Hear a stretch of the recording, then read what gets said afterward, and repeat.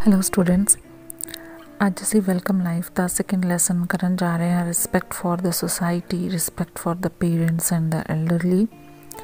ਸਮਾਜ ਲਈ ਸਤਿਕਾਰ, ਜਿਹਦੇ ਵਿੱਚ ਮਾਪਿਆਂ ਅਤੇ ਬਜ਼ੁਰਗਾਂ ਦੇ ਸਤਿਕਾਰ ਦੀ ਗੱਲ ਕੀਤੀ ਜਾ ਰਹੀ ਹੈ। ਬੱਚਿਆਂ ਲਈ ਸਭ ਤੋਂ ਕੀਮਤੀ ਰਿਸ਼ਤਾ ਮਾਂ-ਬਾਪ ਦਾ ਰਿਸ਼ਤਾ ਹੁੰਦਾ ਹੈ, ਪੇਰੈਂਟਸ ਦਾ ਰਿਸ਼ਤਾ ਹੁੰਦਾ ਹੈ। ਇਸ ਲਈ ਹਰ ਬੱਚਾ ਆਪਣੇ ਪੇਰੈਂਟਸ ਨੂੰ ਬਹੁਤ ਪਿਆਰ ਕਰਦਾ ਹੈ। ਪੇਰੈਂਟਸ ਹੀ ਹੁੰਦੇ ਹੈ ਜੋ ਬਚਪਨ ਵਿੱਚ ਉਸ ਨੂੰ ਪਾਲਦੇ ਹੈ, ਜ਼ਿੰਦਗੀ ਦੇ ਵਿੱਚ ਆਉਣ ਵਾਲੀਆਂ ਤਕਲੀਫਾਂ ਤੋਂ ਲੜਨ ਦੀ ਹਿੰਮਤ ਦਿੰਦੇ ਹੈ ਔਰ ਬੱਚੇ ਦੇ ਅੰਦਰ ਆਤਮ ਵਿਸ਼ਵਾਸ ਔਰ ਸਫਲਤਾ ਦੇ ਗੁਣ ਪੈਦਾ ਕਰਦੇ ਹੈ। His parents, only parents, nurture a child in his childhood and give him the courage to face all the challenges in life boldly. Bold होना सिखाते हैं और ना सिर्फ फिजिकली बल्कि मैंटली एंड इमोशनली भी स्ट्रोंग करते हैं, ਜਿਹਦੇ ਨਾਲ ਕਿ ਬੱਚਿਆਂ ਦੇ ਵਿੱਚ ਸਮਝ ਪੈਦਾ ਹੁੰਦੀ ਹੈ, ਉਹਨਾਂ ਦੀ ਬੁੱਧੀ ਤੇਜ਼ ਹੁੰਦੀ ਹੈ ਔਰ ਉਹ ਦੂਸਰਿਆਂ ਦੀਆਂ ਭਾਵਨਾਵਾਂ ਨੂੰ ਸਮਝਦਾ ਹੈ, ਆਪਣੀਆਂ ਭਾਵਨਾਵਾਂ ਨੂੰ ਸਹੀ ਤਰੀਕੇ ਨਾਲ ਪ੍ਰਗਟ ਕਰਦਾ ਹੈ ਔਰ ਬੱਚਿਆਂ ਦਾ ਪਿਆਰ ਹੀ ਮਾਪਿਆਂ ਨੂੰ ਦੁੱਖ ਤਕਲੀਫ ਵਿੱਚ ਸਾਂਭਣ ਅਤੇ ਬੁਢਾਪੇ ਵਿੱਚ ਉਹਨਾਂ ਦੀ ਸੇਵਾ ਕਰਨ ਦਾ ਬਲ ਵੀ ਬਖਸ਼ਦਾ ਹੈ। ਕਿਸੇ ਨੇ ਸਹੀ ਕਿਹਾ ਹੈ ਕਿ ਅਗਰ ਇਹ ਚੀਜ਼ ਦੇਖਣੀ ਹੋਏ ਕਿ ਇੱਕ ਮਾਤਾ ਪਿਤਾ ਨੇ ਬੱਚੇ ਨੂੰ ਕਿਵੇਂ ਪਾਲਿਆ ਹੈ ਅਤੇ ਉਹ ਬੁਢੇਪੇ ਦੇ ਵਿੱਚ ਜਾ ਕੇ ਪਤਾ ਲੱਗ ਜਾਂਦਾ ਹੈ। ਜਿਸ ਤਰੀਕੇ ਦੇ ਨਾਲ ਉਹ ਬੱਚੇ ਆਪਣੇ ਮਾਤਾ ਪਿਤਾ ਦੀ ਸੰਭਾਲ ਬੁਢੇਪੇ ਦੇ ਵਿੱਚ ਕਰਦੇ ਹੈ, ਉੱਥੋਂ ਹੀ ਪਤਾ ਲੱਗ ਜਾਂਦਾ ਹੈ ਕਿ ਇਹਨਾਂ ਬੱਚਿਆਂ ਦੀ ਵੀ ਸਾਂਭ ਸੰਭਾਲ ਇਹਨਾਂ ਦੇ ਮਾਤਾ ਪਿਤਾ ਨੇ ਬਹੁਤ ਹੀ ਸੰਸਕਾਰੀ ਤਰੀਕੇ ਦੇ ਨਾਲ ਕੀਤੀ ਹੋਏਗੀ। ਹੁਣ ਇਸ ਲੈਸਨ ਦੇ ਵਿੱਚ ਲਿਖੀਆਂ ਹੋਈਆਂ ਗੱਲਾਂ ਦੀ ਅਗਰ ਡਿਸਕਸ਼ਨ ਕੀਤੀ ਜਾਏ ਤਾਂ ਸਭ ਤੋਂ ਪਹਿਲੇ ਵਿਦਿਆਰਥੀ ਨੂੰ ਇਹ ਪਤਾ ਹੋਣਾ ਚਾਹੀਦਾ ਹੈ, ਇੱਕ ਬੱਚੇ ਨੂੰ ਇਹ ਪਤਾ ਹੋਣਾ ਚਾਹੀਦਾ ਹੈ ਕਿ ਉਹਦੀ ਜ਼ਿੰਦਗੀ ਦੇ ਵਿੱਚ ਉਹਦੇ ਮਾਤਾ ਪਿਤਾ ਦਾ ਸਥਾਨ ਪਰਮਾਤਮਾ ਤੋਂ ਬਾਅਦ ਸਿਰਫ ਇੱਕ ਸਥਾਨ ਜੋ ਕਿ ਮਾਤਾ ਪਿਤਾ ਦਾ ਹੀ ਆਉਂਦਾ ਹੈ। ਇਸ ਚੀਜ਼ ਦਾ ਅਹਿਸਾਸ ਉਸ ਬੱਚੇ ਨੂੰ ਹੋਣਾ ਚਾਹੀਦਾ ਹੈ। ਇੱਕ ਤਰਫ ਮਾਂ ਨੇ ਉਹਨੂੰ ਪਾਲ ਪੋਸ ਕੇ ਵੱਡਾ ਕੀਤਾ ਅਤੇ ਪਿਤਾ ਦੀ ਗਾਈਡੈਂਸ ਔਰ ਰਸਤਾ ਦਿਖਾਉਣ ਦੇ ਲਈ ਜੋ ਸਹੀ ਦਿਸ਼ਾ ਨਿਰਦੇਸ਼ ਮਿਲਦੇ ਹੈ ਜ਼ਿੰਦਗੀ ਦੇ ਵਿੱਚ, ਉਹੀ ਉਸ ਬੱਚੇ ਨੂੰ ਅੱਗੇ ਲੈ ਕੇ ਜਾਂਦੇ ਆ। ਨਾ ਸਿਰਫ ਪੇਰੈਂਟਸ ਬਲਕਿ ਪਰਿਵਾਰ ਦੇ ਵਿੱਚ ਗ੍ਰੈਂਡ ਪੇਰੈਂਟਸ, ਦਾਦਾ ਦਾਦੀ, ਨਾਨਾ ਨਾਨੀ ਜਾਂ ਫਿਰ ਹੋਰ ਰਿਸ਼ਤੇ, ਭੈਣ ਭਰਾ, ਇਹਨਾਂ ਦੇ ਲਈ ਵੀ ਜੋ ਸਾਡਾ ਸਤਿਕਾਰ ਬਣਦਾ ਹੈ ਉਹ ਸਾਡੀ ਜ਼ਿੰਦਗੀ ਦੇ ਵਿੱਚ ਸਾਨੂੰ ਸਹੀ ਮਾਇਨਿਆਂ ਦੇ ਵਿੱਚ ਸੰਸਕਾਰੀ ਬਣਾਉਂਦਾ ਹੈ। ਰਿਸ਼ਤੇ ਮਜ਼ਬੂਤ ਕਰਨਾ, ਸੇਵਾ ਭਾਵਨਾ ਨੂੰ ਵਧਾਉਣਾ, ਮਾਪਿਆਂ ਦਾ ਸਤਿਕਾਰ ਕਰਨਾ ਸਮਾਜ ਦੇ ਵਿੱਚ ਸਾਨੂੰ ਔਰ ਦੇਸ਼ ਦੇ ਵਿੱਚ ਸਾਨੂੰ ਤਰੱਕੀ ਕਰਨੇ ਦੇ ਰਸਤੇ ਦਿਖਾਉਂਦੇ ਆ। ਸਾਡਾ ਆਤਮ ਵਿਸ਼ਵਾਸ ਵੱਧਦਾ ਹੈ ਔਰ ਇੱਕ ਚੰਗੇ ਸਮਾਜ ਦੀ ਸਿਰਜਣਾ ਹੁੰਦੀ ਹੈ।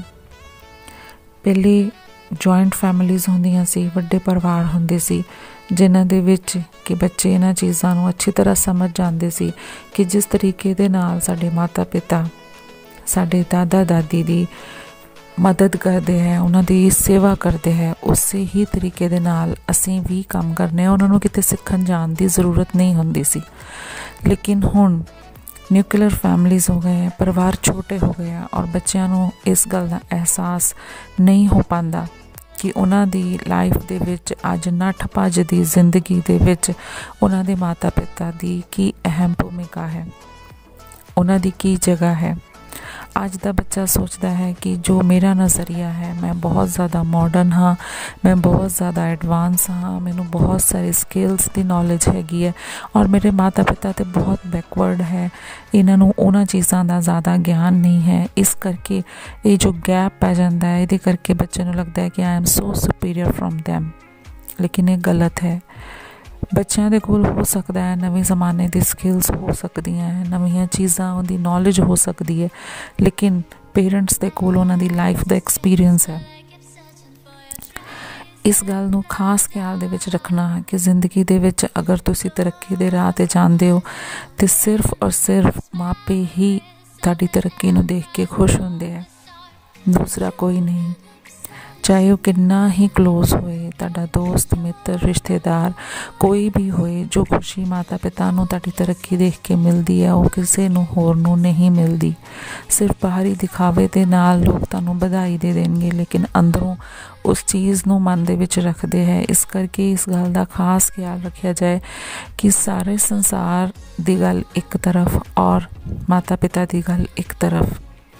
ਮਾਤਾ ਪਿਤਾ ਦਾ ਸਤਿਕਾਰ ਕਰਨਾ ਬਹੁਤ ਜ਼ਰੂਰੀ ਹੈ, ਜਿਨ੍ਹਾਂ ਦੀਆਂ ਬਲੈਸਿੰਗਸ, ਜਿਨ੍ਹਾਂ ਦੇ ਆਸ਼ੀਰਵਾਦ ਸਾਨੂੰ ਅੱਗੇ ਰਸਤਾ ਦਿਖਾਉਂਦੇ ਆ।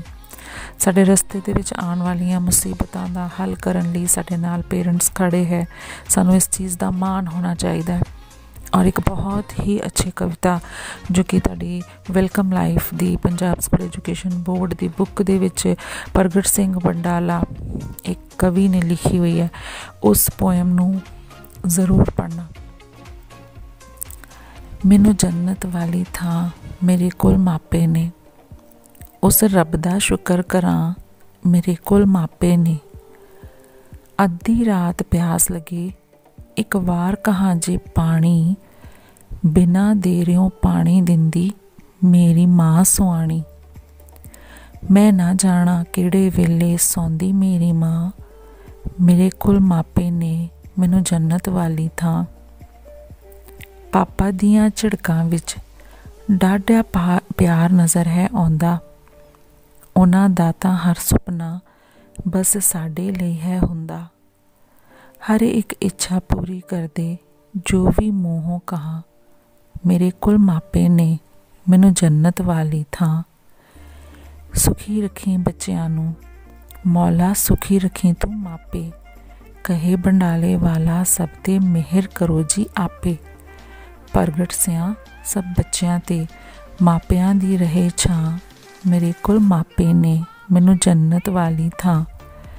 ਬੜੇ ਭਾਗਾਂ ਵਾਲਿਆਂ ਨੂੰ ਮਾਪਿਆਂ ਦਾ ਪਿਆਰ ਮਿਲਦਾ ਹੈ। ਇਸ ਕਰਕੇ ਸਾਨੂੰ ਸਿਖਾਇਆ ਗਿਆ ਕਿ ਕਿਸ ਤਰੀਕੇ ਦੇ ਨਾਲ ਮਾਤਾ ਪਿਤਾ ਦੀ ਅਹਿਮੀਅਤ ਨੂੰ ਸਮਝਦਿਆਂ ਹੋਇਆਂ ਇਹਨਾਂ ਦਾ ਵੱਧ ਤੋਂ ਵੱਧ ਸਤਿਕਾਰ ਕਰਨਾ। ਇਹਨਾਂ ਦਾ ਦੇਣ ਦਿੱਤਾ ਨਹੀਂ ਜਾ ਸਕਦਾ। ਇੱਕ ਜਨਮ ਕੀ 100 ਜਨਮ ਵੀ ਇਹਨਾਂ ਦੇ ਦੇਣ ਅਸੀਂ ਨਹੀਂ ਚੁਕਾ ਸਕਦੇ। ਇਸ ਕਰਕੇ ਪਰਮਾਤਮਾ ਤੋਂ ਬਾਅਦ ਅਗਰ ਕਿਸੇ ਦੀ ਜਗ੍ਹਾ ਆਉਂਦੀ ਹੈ ਤੇ ਉਹ ਸਾਡੇ ਮਾਪੇ ਹਨ, ਸਾਡੇ ਵੱਡੇ ਵਡੇਰੇ ਹਨ। ਸਮਾਜ ਵਿੱਚ ਬੱਚਿਆਂ ਦਾ ਮਾਪਿਆਂ ਲਈ ਪਿਆਰ ਪੰਘੂੜੇ ਤੋਂ ਲੈ ਕੇ ਜੀਵਨ ਦੇ ਅੰਤਲੇ ਸਵਾਸਾਂ ਤੱਕ ਦੀ ਸਾਂਝ ਵਾਲਾ ਹੁੰਦਾ ਹੈ। ਇਸੇ ਪਿਆਰ ਵਿੱਚੋਂ ਹੀ ਨੈਤਿਕਤਾ, ਆਪਸੀ ਮਿਲਨ ਵਰਤਨ, ਸਤਿਕਾਰ, ਸੇਵਾ ਭਾਵਨਾ, ਨਿਮਰਤਾ, ਵਿਸ਼ਵਾਸ ਵਰਗੇ ਗੁਣ ਪੈਦਾ ਹੁੰਦੇ ਆ। ਸਮਾਜ ਵਿੱਚ ਸਮਾਜਿਕ ਨਾਤਿਆਂ, ਸਮਾਜਿਕ ਕਦਰਾਂ ਕੀਮਤਾਂ, ਅਧਿਆਪਕਾਂ, ਮਾਪਿਆਂ, ਬਜ਼ੁਰਗਾਂ ਆਦਿ ਸਭ ਦੇ ਲਈ ਸਤਿਕਾਰ ਹੋਣਾ ਇੱਕ ਨਰਵੇ ਜੀਵਨ ਦੀ ਖੂਬਸੂਰਤੀ ਦੀ ਝਲਕ ਹੈ।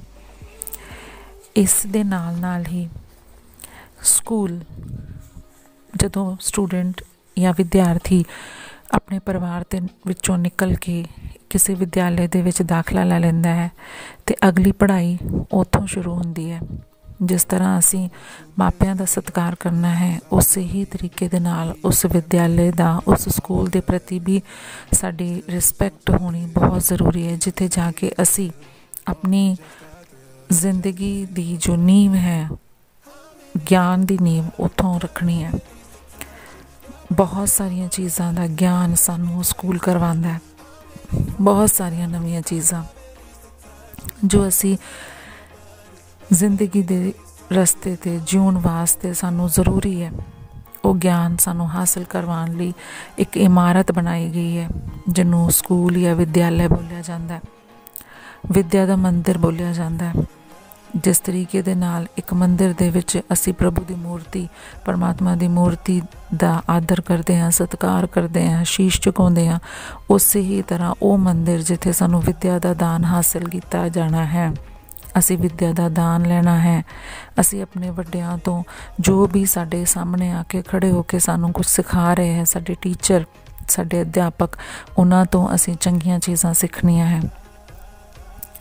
ਹਰ ਇੱਕ ਜਗ੍ਹਾ ਦੇ ਕੁਛ ਮੈਰਿਟਸ, ਡਿਮੈਰਿਟਸ ਹੁੰਦੇ ਹੈ, ਕੁਛ ਗੁਣ ਹੁੰਦੇ, ਕੁਛ ਅਵਗੁਣ ਹੁੰਦੇ ਹੈ। ਜਿਸ ਜਗ੍ਹਾ ਅਸੀਂ ਜਾ ਕੇ ਕੁਛ ਗਿਆਨ ਹਾਸਿਲ ਕਰਨਾ ਹੈ, ਉੱਥੇ ਜਿਹੜੀਆਂ ਚੀਜ਼ਾਂ ਸਾਨੂੰ ਚੰਗੀਆਂ ਲੱਗਦੀਆਂ ਅਸੀਂ ਉਹ ਗੁਣ ਆਪਣੇ ਪੱਲੇ ਬੰਨਣੇ ਹੈ, ਬਾਕੀ ਚੀਜ਼ਾਂ ਨੂੰ ਇਗਨੋਰ ਕਰ ਦੇਣਾ। ਇਸ ਕਰਕੇ ਅੱਜ ਵੀ ਜੋ ਵਿਦਿਆਰਥੀ ਆਪਣੇ ਅਧਿਆਪਕਾਂ ਦਾ, ਆਪਣੇ ਮਾਂ ਪਿਓ ਦਾ, ਮਾਤਾ ਪਿਤਾ ਦਾ ਸਤਿਕਾਰ ਕਰਦੇ ਆ, ਉਹ ਜ਼ਿੰਦਗੀ ਦੇ ਵਿੱਚ ਕਦੀ ਵੀ ਪਿੱਛੇ ਨਹੀਂ ਰਹਿੰਦੇ। ਅਤੇ ਇਸੇ ਹੀ ਤਰ੍ਹਾਂ ਸਕੂਲ ਦੇ ਵਿੱਚ ਸਕੂਲ ਦੇ ਜੋ ਵੀ ਵੱਡੇ ਵਡੇਰੇ ਹਨ ਔਰ ਜੋ ਸਕੂਲ ਦੇ ਵਿੱਚ ਅਧਿਆਪਕ ਹਨ, ਉਹਨਾਂ ਸਾਰਿਆਂ ਦਾ ਸਤਿਕਾਰ ਕਰਨਾ ਸਾਡਾ ਫਰਜ਼ ਬਣਦਾ ਹੈ।